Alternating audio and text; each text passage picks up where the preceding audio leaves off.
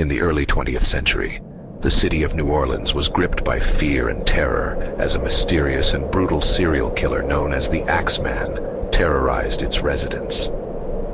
The Axeman's reign of terror began in 1918 and continued for over a year, leaving a trail of death and unsolved mysteries in its wake. The Axeman's modus operandi was simple, yet gruesome.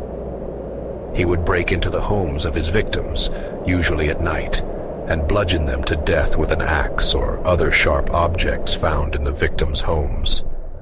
The attacks were swift and violent, often involving multiple victims within the same household.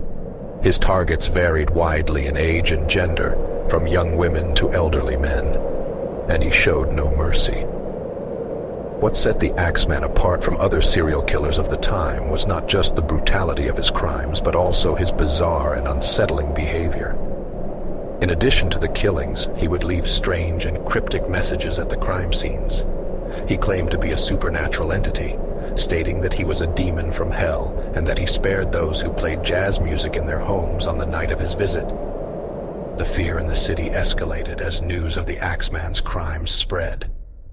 Panic gripped New Orleans, and residents took extraordinary measures to protect themselves.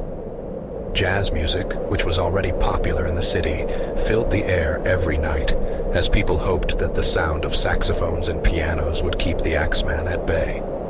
Despite a massive manhunt and intense police efforts, the Axeman eluded capture. He seemed to vanish as suddenly as he had appeared. The last confirmed murder attributed to the Axeman occurred in 1919, and after that, the killings stopped.